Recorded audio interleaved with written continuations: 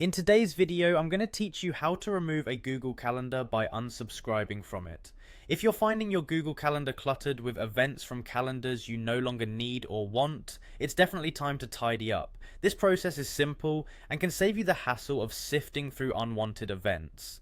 Let's begin by heading over to your Google Calendar. You can do this by visiting the Google Calendar website. Make sure you're signed into your Google account that's linked to the calendars you want to manage.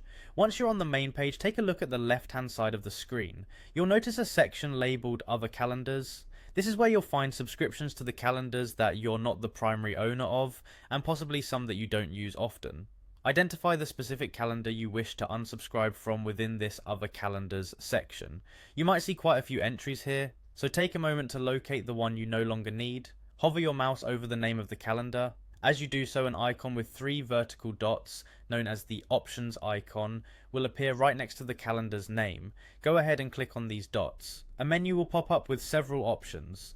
Here you'll want to choose Settings. This action will take you directly to the settings page for that specific calendar. It's a handy way to manage individual calendars rather than adjusting global settings. Once you're in the settings for your chosen calendar, scroll down the page. Don't worry if it feels like there's quite a bit of information. We're focusing on the Remove Calendar section. This is where you can find the option to unsubscribe. Click on the unsubscribe button.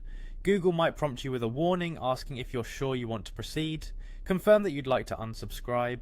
And that's it. You have successfully unsubscribed from the unwanted calendar.